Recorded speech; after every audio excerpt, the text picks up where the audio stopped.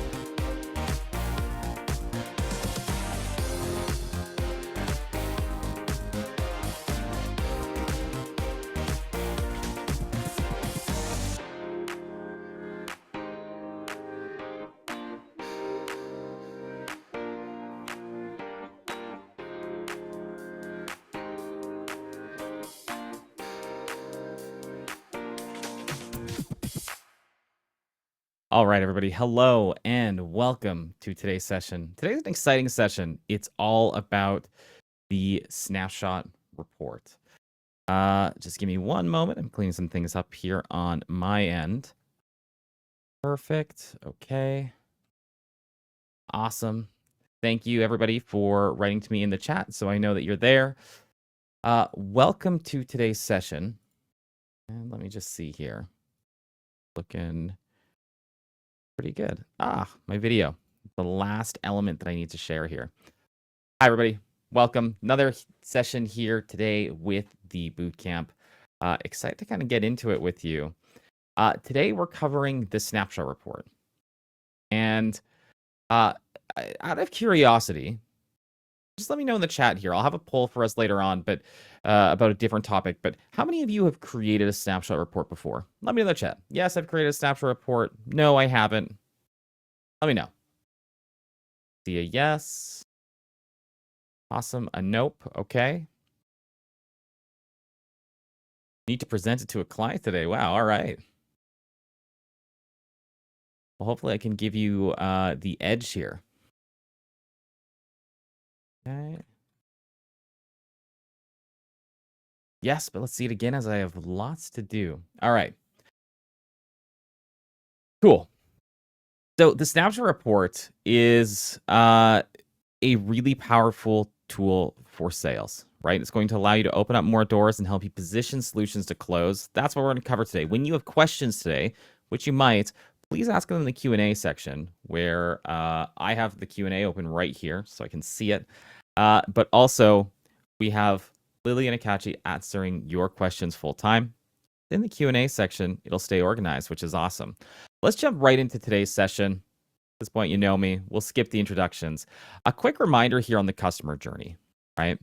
The problem that we solve for businesses, if we go back to the first day, first week, and we try to think about this again, we're really solving for the customer journey, the buyer journey, right? The different people who are coming to a business and the different stages that they'll be in before they make a purchasing decision. And so these are all the different areas that we can affect with our solutions and what we want to think about for businesses because they need to win in every single category. Because if they're not winning, right, if they're driving awareness and getting a customer to become aware that they might need a solution, and maybe they're even findable, so they find the business who's driving the ads. Well, if they don't have a great reputation, with competition just half an inch away, we'll see that, these customers, they're not loyal. They're going for what's best for them. So they'll jump ship to the next business. Turns out they have an awesome experience and they, spread their experience by word of mouth.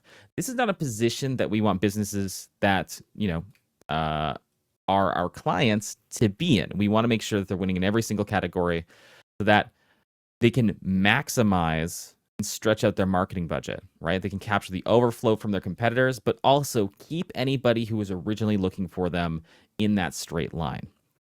And so we talked about that quite a bit on during the first week. And so I think that we've talked about this a little bit before, but just a really quick knowledge check here, right? Thinking about the, thinking about that customer journey, right? If you need to improve the marketing for a business, right? So we can think of business A here. They have good awareness, good findability, but the reputation, well, that led something to be desired, leading them to go to a competitor. So the question is, if you had to start somewhere, where would you start? Let's say you have a business that really needs help everywhere. Where would you start? Throw a letter here in the chat corresponding to what you see on the screen. Would you focus on awareness first? A for awareness. Findability, F. Reputation and advocacy, R. Conversion, W. Where would you focus your efforts? And just to kind of bring that full circle, right? We have conversion, which is going to be the website and Google business profile. Findability and reputation, which is going to be making sure that the business is listed everywhere. It's also partially the Google business profile, but also in a lot of other places as well. And reputation being all the places people are leaving reviews, and awareness being your ads.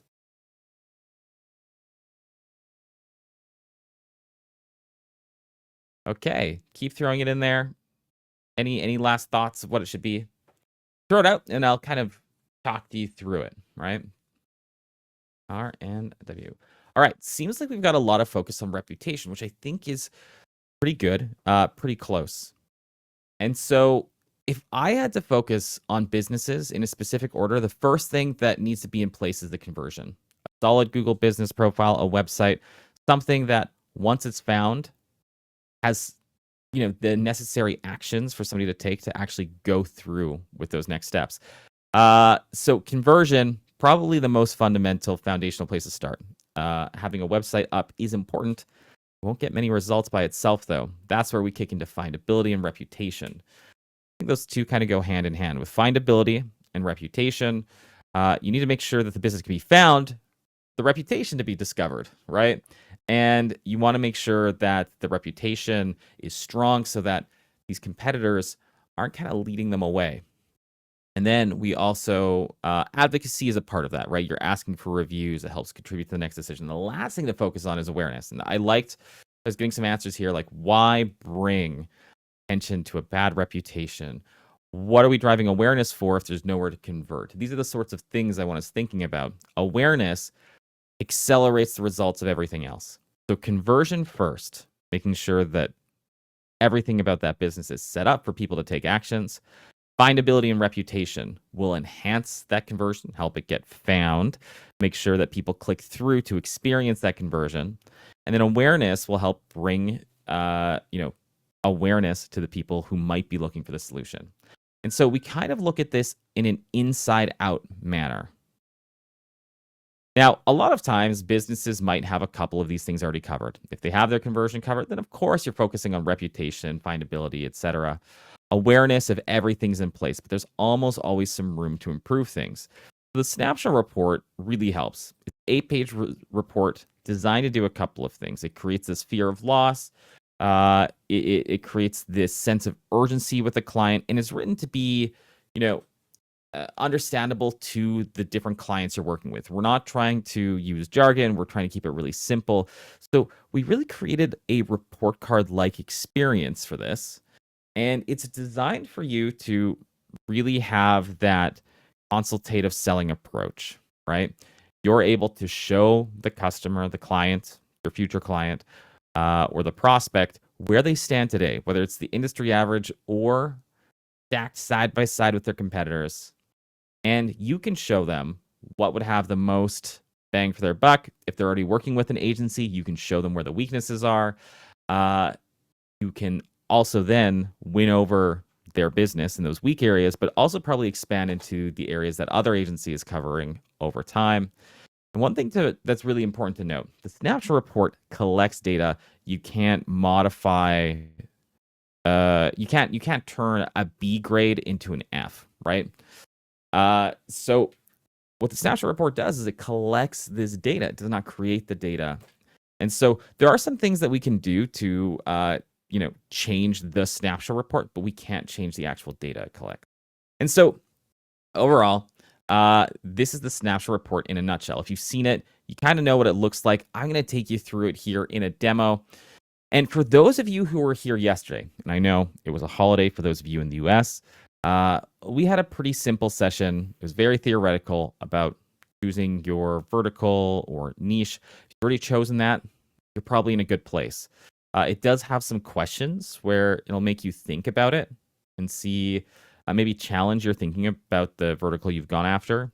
Or if you haven't, it might give you some confidence that you don't need to decide right away. Yesterday's session is great for that. But one thing we did is we actually jumped in and we created some Snapshot reports. Now, we did that in a random category and in a random city. So I asked the audience, hey, what city, what category are we going to do for tomorrow's Snapshot Report presentation? And the cool thing here is I have not seen any of these Snapshot reports. So you're going to get a really authentic look at how quickly you could use the Snapshot Report to tell a story and to help open the door to more conversations, position the solutions to close. We created 20 Snapshot reports yesterday. And it was for the HVAC, HVAC, like heating and AC industry in London, UK. Now, I've never been to London. I know nothing about London, right? And I also know nothing about HVAC. I am very qualified to discuss these businesses and everything. The great thing is even though I don't have a ton of knowledge in this industry, I don't have a ton of knowledge when it comes to London. The snapshot report is so powerful that I would be able to sell to these businesses just based on some fundamentals. Now, before we jump into the snapshot report itself, I'm trying to decide here. Tomorrow we'll do a deep dive on this, but the way that we added all these businesses was really simple. We went to find leads, we typed HVAC, London, UK. So we did that, and we said, hey, let's actually look at a area here. So we went for Stratham, right? Ooh, I also misspelled London. Yeeks. Promise you, I know how to spell London. All right, and so I added a whole bunch of these businesses here, right? There's a couple of quick opportunities that we saw, like some of them don't have websites. And so those are some easy targets. Hey, these two, they've only got a couple of reviews and they don't have their Google business profile claimed. So right away, we could see some opportunities, right? But on the map, we have all these different kinds of businesses. Tomorrow, I'll show you how to deep dive this, how to consider spending your snapshot reports and more, and some best practices around this. But that's what we did yesterday to pull in the different businesses. So here are all of those businesses. And I'm not going to make this easy for myself. I'm actually going to go back to this for one moment. Stick with me. All right. And let's find, not one of the worst performers. Although those can be interesting, like South London Heating Limited. I'm going to put this on hard mode. Okay. I'm going to grab the second best performer here. So if you looked up HVAC near me and you're in Stratham, UK, that might be part of London. It's definitely part of the London greater area. It would be your second option. So that's James Winnie Heating. All right, let's take a quick look here. So I'm going to go over to the company section where I had James Winnie Heating. Awesome. I'll click on the reports section. Now, yesterday I created these snapshot reports. They take about 24 hours for these snapshot reports to bake. So it's actually not fully done yet, but most of the data, if not all of it, is in place now. So if I click on the snapshot report,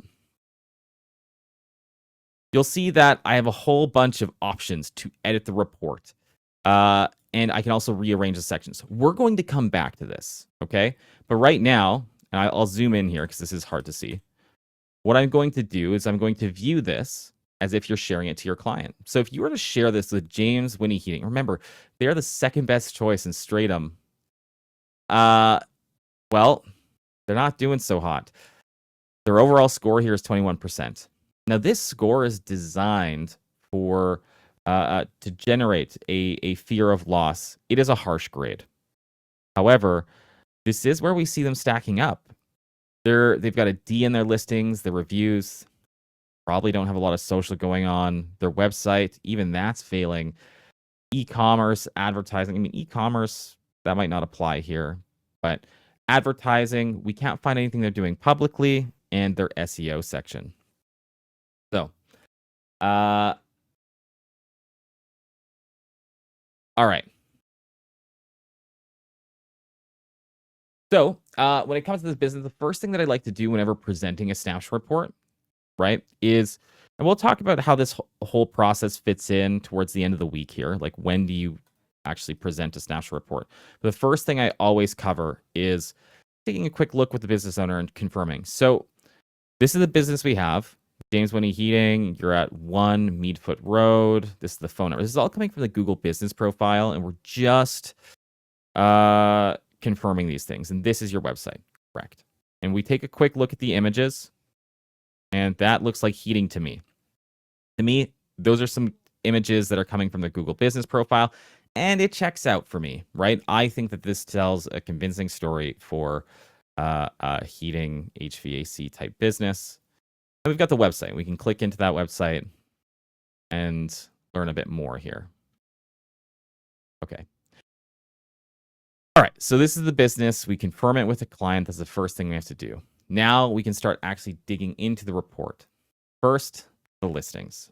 So when it comes to the listings for this business, there's a couple of things. we're first looking to see where the business is found and not found across some important places. We also take a quick look at how the business is listed on sites that are relevant for HVAC in the UK. And we also look at the accuracy of those listings. Then we go through that in more detail here and see if there's anything that's really standing out. So, okay. So one of the things you can always do is rely on our text here that we have in the report. Bad news. We can't find many listings for your business, which means your customers can't either. What's worse is that the listings we found are mostly inaccurate. Not great.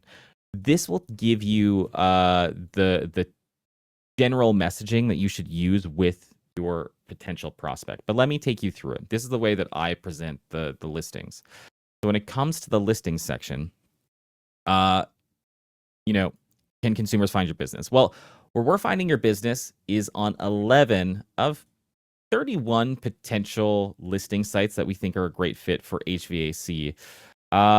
And okay, so you've got it, in more than a couple, but we're still not near anywhere where we should be with this industry. It should be towards 31.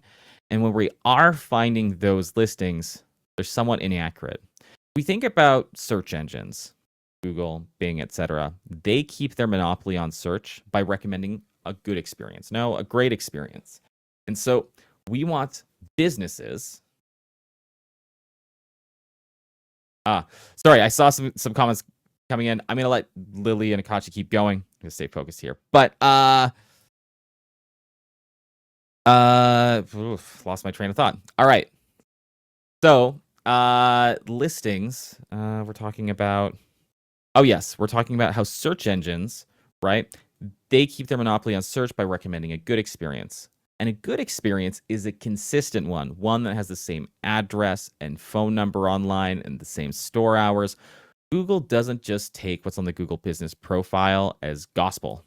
They actually, if we think about Google as a search engine, it will actually cross-compare different findings online. And so we want to build confidence in the eyes of Google to be recommendable. And so when we are looking at your business, you're in 11 of 31 places and not overly accurate. What we find is that sometimes the phone number is incorrect and the address is also, throwing it for a loop a bit. And so we can actually see here, you're not found on Yelp. We're not finding you on X, Foursquare, dLocal. We find you on Silex, right? And this fits what we're finding in the Google business profile. Now, the actual addresses here, they're really, it's a footnote, right? Like it's not the worst I've ever seen. However, your Facebook doesn't mention that you're in London. And if we scroll down, we look at Central Index UK. Well, we see that you mentioned you're in South London.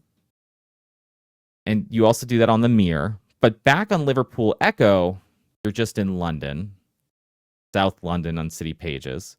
And then your phone number is different on the Daily Record than it is on your Google business profile. And it's also different in Liverpool Echo compared to city pages. So we're seeing some inconsistency. So if we imagine through the eyes of Google, whose job it is to recommend a great experience, is this a highly recommendable business? One that might be at one number or another, right? We've got two different phone numbers. Is this a consistent experience online? We look at the addresses. I know it's London and South London. If you're local, you might know that. But Google wants to see just one answer. Is it South London or is it London? Let's keep it consistent online, whatever way we want to do that. And so this is the consideration that a search engine will use. And so we have tools that can help. We have Listing Sync Pro, which will help get a whole bunch of these listings up to date with the correct information. And if your phone number changes, it will push that information out really quickly. And we have Local SEO Pro to track how those keywords are doing. Now, if you're in the US, there's a section here on data aggregators. Do the data aggregators have the most recent information, or are they publishing misinformation? And that can be addressed with listing distribution. Maybe later we can go and look at that. But that's how I speak to listings. It's about consistency online and how recommendable this business is to the search engines whose job it is to make recommendations. This business is not one that is highly recommendable. This would definitely be a low-hanging and easy fruit to address. Now, let's keep scrolling here. And once we get to the reviews, this is somewhere where they were doing a lot better.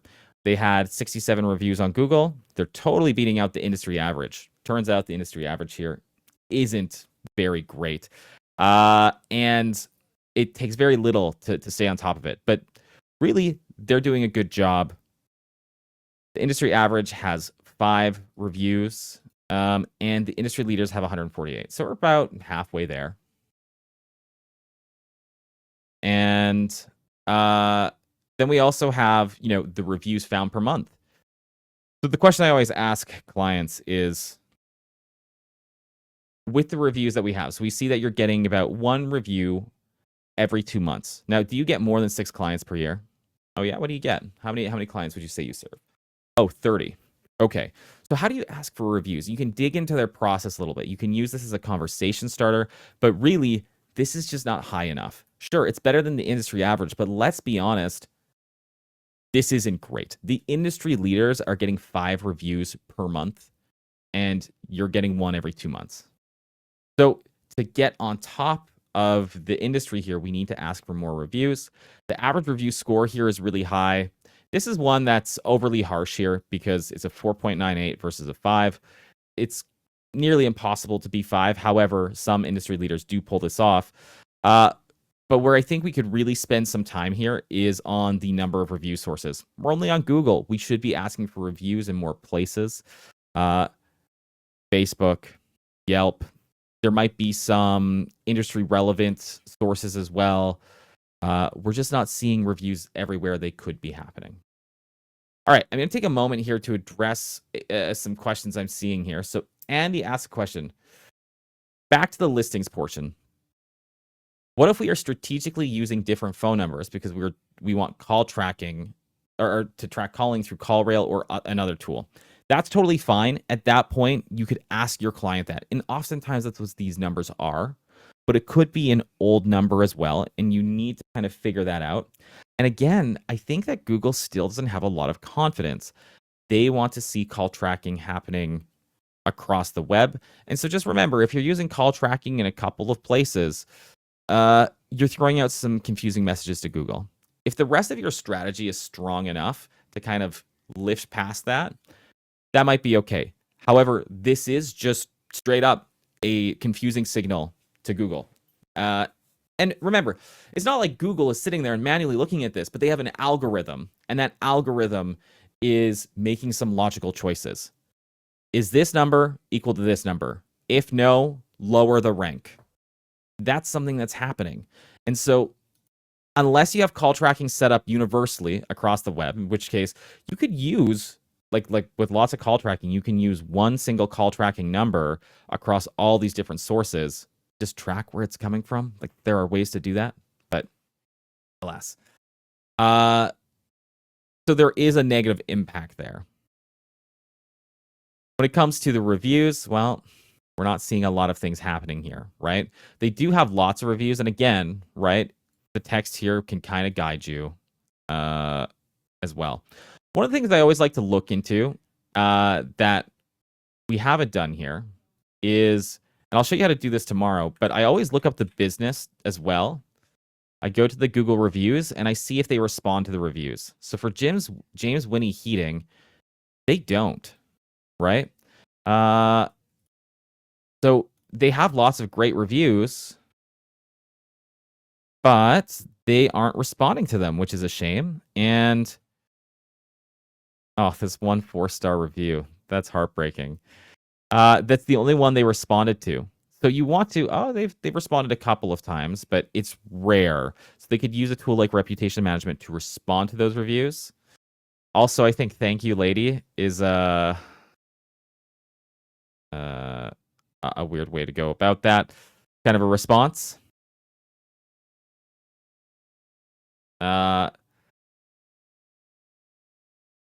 All right. Anyways, so look, the review responses could use a little bit of love. A tool like reputation management can make it easy to respond to those reviews and get more reviews as well. So let's scroll down some more here. When it comes to the social, we don't exist. We're talking 29 likes for the business compared to to be fair, pretty low industry average of 124. Industry leaders are crushing it here. You make 0 posts per month, you have 0 average likes, and nobody shares because you're not spending any time here. So social is a missed opportunity. Now, of course, right? I don't think that HVAC is typically seen as a business that people are just excited to follow. However, I think creating some content that's fun and engaging and gets people following your brand can really help when it comes to recommendations. We believe in a philosophy here that you should have one post that's like tangentially related, but just meant to engage customers, right? Tag a mate whose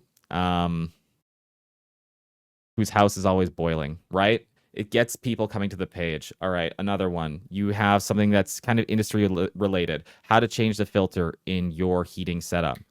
And then third, you could have a post about the services. Following this 33% type of mix, engaging and fun, informational, but not selling, and then selling. Doing this sort of a mix can build an audience over time and get recommendations, keep you top of mind of an audience. There's a lot of power to being these industry leaders who have 4,000 different people who are making 100 posts a month with an average of 14 likes. Like, they must be following a formula like this. And every once in a while, that will turn into a lead. And so they could definitely polish up their social. And I think there's a lot of storytelling to be done here, right? X, yeah, I get that they're not on X. It's kind of a hard platform for that. But again, like, it could help, right? And then Instagram, they're also not posting there. I think that this can somewhat be somewhat of a visual medium if done right. So just a missed opportunity here. We're not even trying on social. If you think about it, social is free. It's just wild. Okay. When it comes to the website, they're following a lot of like best practices. Oh, this is interesting. So looking at the page, let's see. They do have a Facebook here. Oh, yeah, and that's going to take us to their Facebook. Okay. But my question is... okay. So when it comes to the page, it says that there's an Instagram link and an X, formerly known as Twitter link. But I'm wondering if we don't have any follow through. Maybe it's actually still here in the page. So look, you could go through the whole process of like using developer tools to go and look for a hidden icon here, right? Maybe it's somewhere else in the page. I don't think this exists. But this might call for just a little bit more of a search on this site. Now, this is something that I often don't see being an issue. So let me just take another quick look. I just want to make sure. JamesWinnie.com. Okay. Some things happening. Okay. I'll have to take a closer look at that. So I'll look for this and see what's going on. Remember, there is one thing. The report does take a full 24 hours to create, and we did create this 23, maybe 22 hours ago, so it could still be pulling that information in. Hold tight, because that might get an update. You would just refresh the page, and it's here. When it comes to the desktop performance, fast, but their mobile performance is slow. And so some of the core web vitals here aren't doing very well either. There are images here that are likely not optimized, creating slow load times. We see some interactivity issues. It takes a while till you can actually start scrolling on the website. And visual stability means things are moving around, and it's kind of bad for accessibility. Core web vitals are something that Google factors into SEO. And we can see that they're struggling here. Now, we do have a report of the things they could fix. Overall, I'd say the design of this website is somewhat limited and could use a refresh. When it comes to e-commerce, we don't see anything here. This is not a surprise. I don't expect them to be selling James Winnie heating t-shirts, but we also are missing some engagement tools like online booking or a chatbot to answer questions, which is unfortunate. Now, a lot of businesses in the UK, they use WhatsApp business messaging. That's coming to our inbox really soon. So that's going to be there quickly if it's not there already. And so, yeah, if you go to contact us, take a quick look here.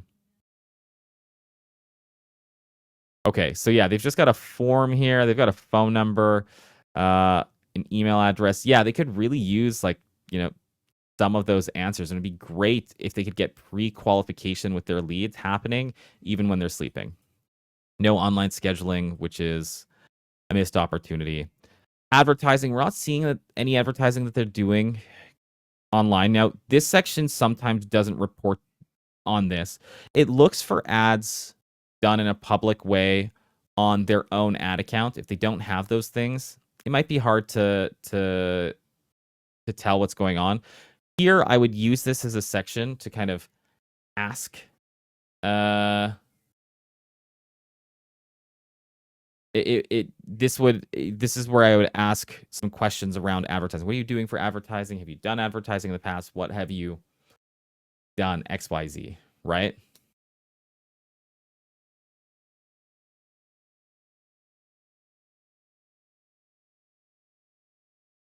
And so, yeah, advertising, I use it as a conversation starter. Like, hey, we can find anything online. So that tells us that you might not be doing things through your own ad account. Have you done ads before? What are you currently doing for advertising? Take notes, see what you can do. Somebody mentioned web design by Site Wizard for Tommy. Tommy asked us to scroll to the bottom of the page because he might know that person.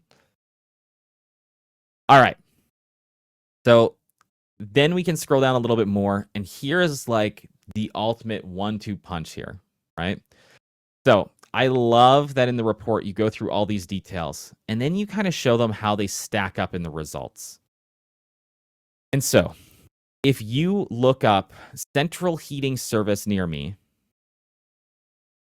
right outside the business, you're going to be the first choice. But if you go half a mile here, or half a kilometer, I'm not sure the distance. I think it's half a mile. But anyways, measure that out. And if we go a little bit away over into the area of Norbury here, you're the second choice. Heat and Flow is now above your business. We see that over in Stratham Common area. We come down to, I don't know if that's Thornhill or something like that. Thornton. And you're the fifth option here. So, addressing things like the listings, getting on more review sources, engaging your social, fixing up your website are all things that can help raise where you are in the local level. And if we look at London in general, if we look at Central Heating Service London, you're not even in the top 100 results. And we need to address some of these things to have a fighting chance. Now, that's great when people live near you, but if they don't, well, you're going to be struggling a little bit. We can scroll down here and see what some of the value is of the SEO words that they are. Boiler repairs, South London, central heating installation, London, South London plumber. We see that there are a couple of different ranks here for it. We can scroll down a little bit more. We can get some information, the technology profile section here. If you know your tech stack, you can pull up a couple of things. First thing, we know that it's built on WordPress using Elementor. Given the state of the site, it's probably like Elementor is typically built by an agency. Not that the business couldn't do it, and the business site is lacking. Like the design is not great. So it's a WordPress site. We can tell that they're probably running Google Ads or have in the past because they have the Google Ads conversion tracking set up. Yoast SEO tells me that it's almost certainly an agency. It's kind of a standard to have. They have a contact form. They have pop-up maker, but I didn't see any pop-ups on the website. Just reading through this a little bit. Yeah, it's like a standard WordPress website. Okay. So this is how James Winnie stands up. Now, I don't know in the UK if they call businesses like this, do they call it central heating? Is that like the most common word? Or would it be HVAC? Like HVAC, would that be a more common word? Because we can edit the keyword here, and that will actually change the SEO results to be a little bit more realistic. So that's how the business is listed online, but we can go and get more of a general or broad or a specific search by changing the keyword. So what I've done here, let me just go back. Gas engineers or plumbers. Okay. Heating engineers. Got it. So we could look up like heating engineer near me as well. We could change that, right? So maybe HVAC isn't the correct word. So if I come back into our partners.vendasta.com and I go and I look over at that snapshot report, if I click into it, I have all these options here to go through and modify the reports. Now, you can edit the messaging here. If you don't like how this is written, you can delete it, you can change it, etc. You also have the ability for, like you can see here, customize report, show letter grades. If you don't love the letter grades, you could hide them. I think they're pretty great though. If you want to hide images. Now, this is a UK business, so there are these videos that you could watch here. You could throw it in the British voiceover. That's what we want to do. And so now the videos here, which almost, I would say almost nobody clicks on, but if you sent this in an email campaign and they were like, well, what's listings? Over 85% of consumers search. I don't know if you can hear that or not. Give me one moment. I'll make sure that you can. Okay.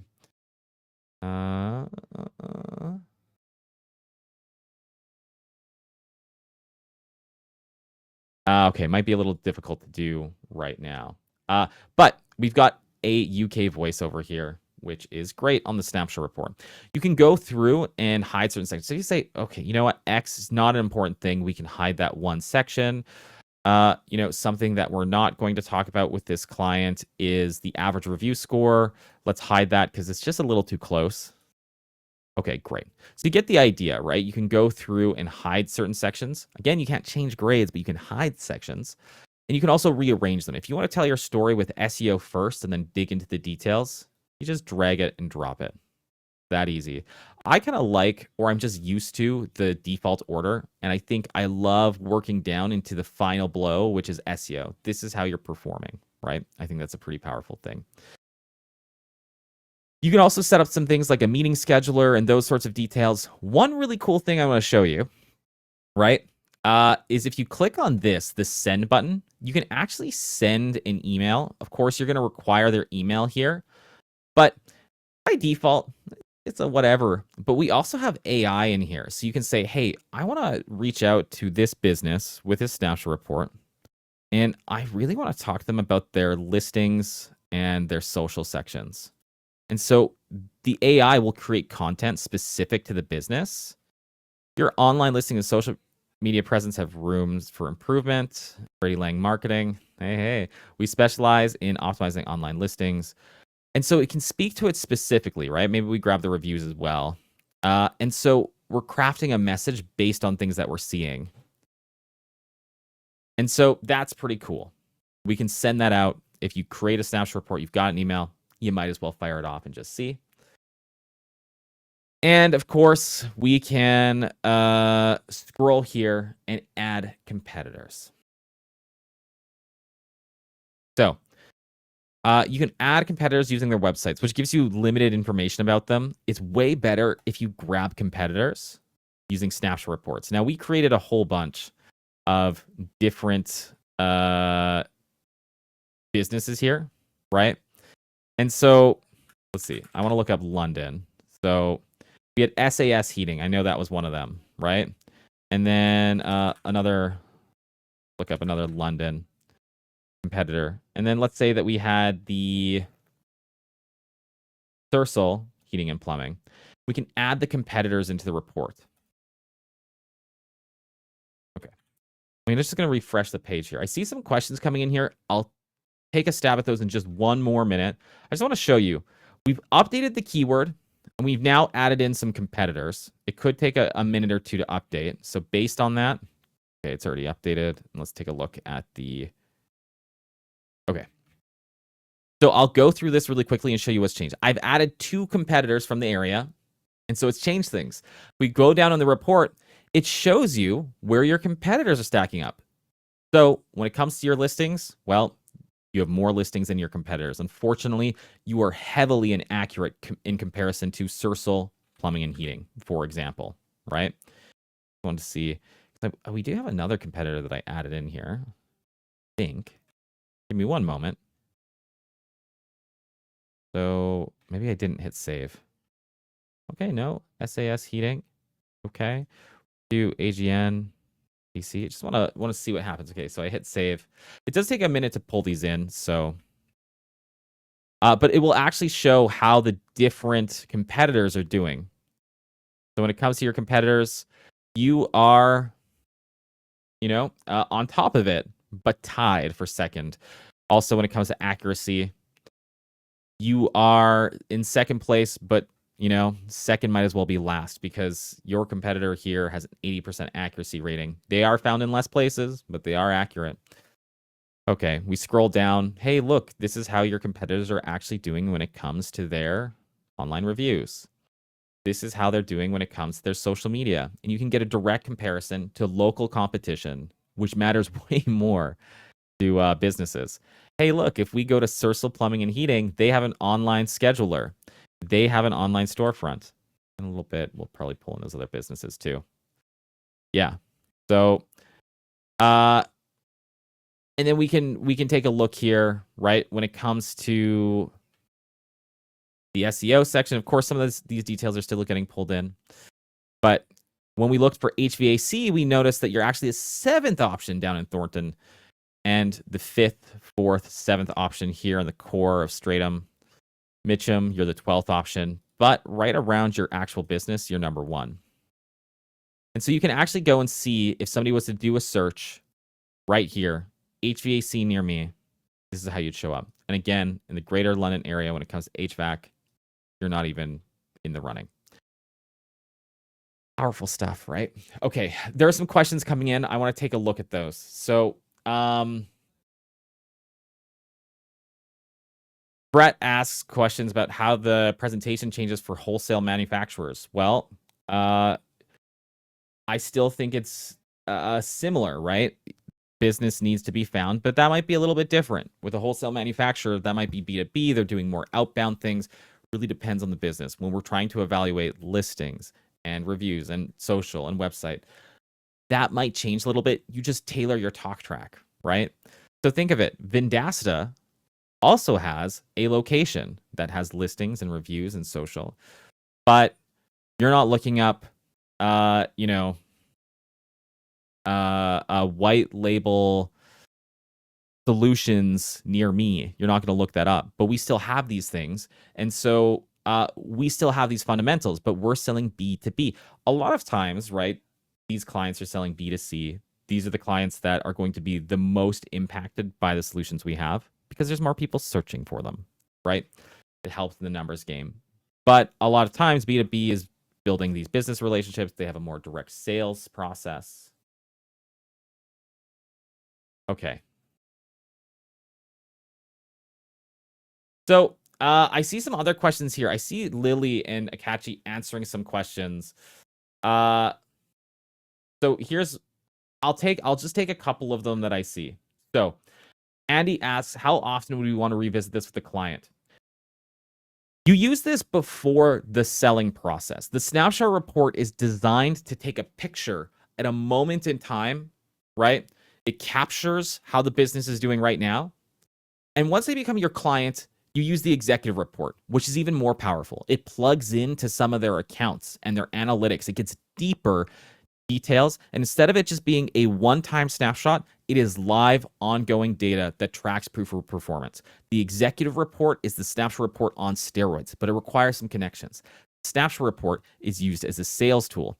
You take this to a business, and it will allow you to speak to them about where they're underperforming, where they're doing decently well at, how their competition is stacking up, and will help you line up the solutions to close. When it comes to this business, and we look at the local competitors, unless they're happy staying worse than second, they really need to improve their accuracy and their listings. They need Listing Sync Pro and they need local SEO Pro. They probably actually need some traditional SEO help as well, just because London's such a big place. When it comes to reviews, they're totally crushing most of their competition. However, Sercel is still on top of them with more reviews per month. They're on track to lose. That's something that we could address. We could get more diversity in our review sources. When it comes to social, well, nobody's really winning here. So whoever puts the effort forward will win. All right. So that's a place they could use the social marketing. See the idea? Like, we can go through and find areas to help. The executive report will be how you show that proof of performance going forward. Now, Charles mentions, I'm lost on how to do outreach and introduce myself to potential leads. On Thursday, we'll talk about the discovery call, how you can reach out to clients, create connections, and make those things. But overall, it's sales. You're going to have to reach out and meet businesses. You can create the Snapshot reports and you can send it over email, right? But the chances of you opening a random email from someone you don't know is relatively low unless they really hook your attention. But I would say it's one of the lowest performing things. You're going to need thousands of those to get a couple of bites, right? Cold email takes tons and tons of outreach. And there's a lot of things to consider, like sender and reputation score for an email domain. So much. So, but it's one thing you can do. You can email. Then you can also call businesses. You can look to speak to the owner. You can talk to the owner about their marketing, see if they're open to solutions. We're going to talk all about that on Thursday. Lily takes you through the discovery call and how to do that process. But this report can empower your initial calls to those clients. Or you could show up to the business and look to speak to the owner. You could go to a networking group. Tomorrow, I'll actually take you through some really novel strategies for prospecting. If you're like, I don't know how to prospect, I have no idea what to do, and the idea of calling a business and pitching, it just gives me shivers. I've got a couple of strategies here. Like, there's no way that you can really get away from talking to the business owner. You're eventually going to have to call or set up a meeting. And having it so that you set up your website and get ads going to your website and all of that, that's great when you already have money rolling in. But you need to have enough clientele, your messaging down right, for that to actually matter. It takes time, right? If you create blogs, it might take a couple of years for those to actually start producing the effort you're putting in. So unless you're sitting on a ton of money, you're going to have to do outreach. I'll talk about that tomorrow. Tomorrow's session is all about unique prospecting methods that are a bit different. And it's also going to help you figure out how you can learn more about the different types of businesses and take those next steps. So, Charles, I hope tomorrow's session will help you out. Thursday's session is designed for you, and so is Friday. The rest of this week is all about selling. And tomorrow's all about unique prospecting methods. I've got some cool ones because, again, when I was working with partners like pretty closely, right, my number one goal was to get them their first sale with Vendasta. Now, some businesses came in and they already had these things in place. Other ones didn't know where to start. And so I had to come up with some pretty crafty solutions that will help. So I hope that helps. Any other questions? I don't see anything else that's rolled in. If you have a question that still feels a little unanswered, throw it in the chat.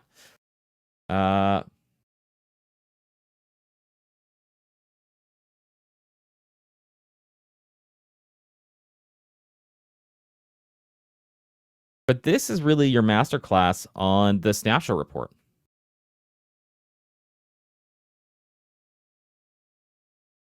Okay. So I see Brett ask a question here or says something to host pass. I can't find out how to edit the competitors. Okay, so good question. If you come to the companies or the accounts section, wherever it is, you go to the reports section and you just click on Snapshot Report, you'll get taken. Oh, sorry, I've got a couple windows open. It doesn't like when you have that. So here's what I'm going to do. I'm just going to close all tabs to the right. Okay. So when you click on it, you will have all of these editing options.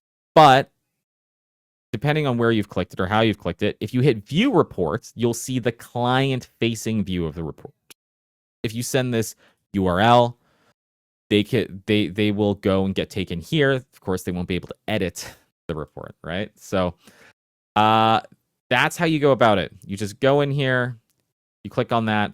If you want to just drill down a little bit deeper, you could go to the Snapshot Report section. You can click View or Edit. Edit is where you'll go to add those competitors. Now, you'll scroll down on that page. You'll find the competitors section where you can add the competitors. And for those competitors, you're going to want Snapshot Reports generated on them. It's just the best experience. Great question, Brett. Hope that helps. Any other questions?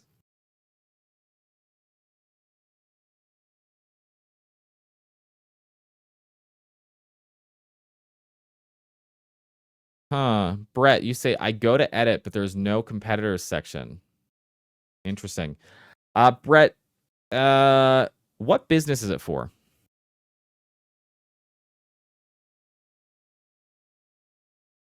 What business is it for? And what's your partner ID? I can look this up here for you while we're on the call. We're kind of coming towards the end of the session. Now, something that I want to mention to everybody else while we're here, right? We've got a whole bunch of details. This all comes from a cheat sheet that we have on the Snapshot Report. And if you go to vendastabootcamp.com and you navigate to today's session, Breaking the Ice with the Snapshot Report, you'll see that we have some recommended reading materials. We have some Academy courses that can help and some additional resources. Plus, if you want the customer journey slides, they're available here. Okay, so Brett, if you give me your partner ID, the 4-digit identifier in partners.vendasta.com, I can take a quick look while we are here live for you, let you know.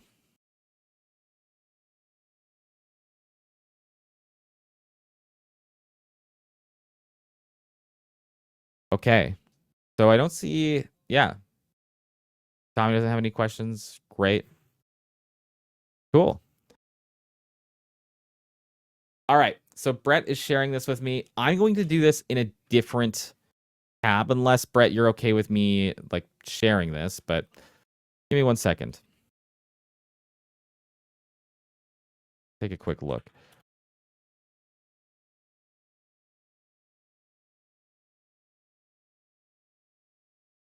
Okay. And I'm not sure what you mean by that. Do you mean share it, show you on screen? I can do that, but then everybody's looking at it. Yeah, so it looks...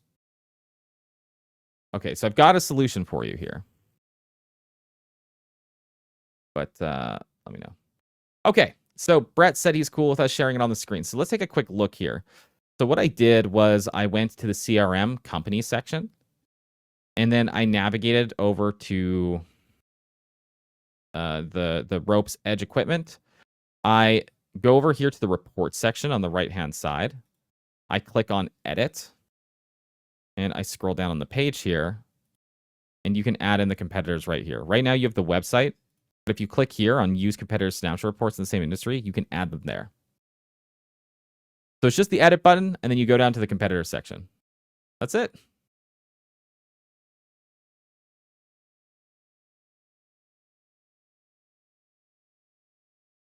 Awesome.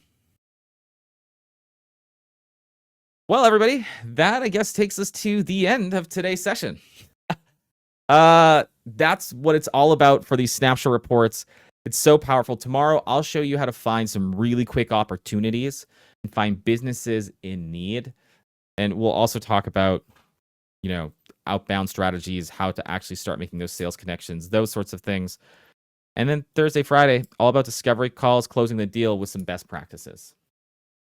Raphael asks how soon this recording will be available to view. Well, we have last month's recording up, so if you wanted to, you can check out that one. It's pretty similar, just different category, different business. However, this one will be available in approximately hour and a half to 2 hours. Depends. Zoom takes a little while for these to cook. And so we let, Zoom do its thing. We come around for it. So we'll have that available pretty soon.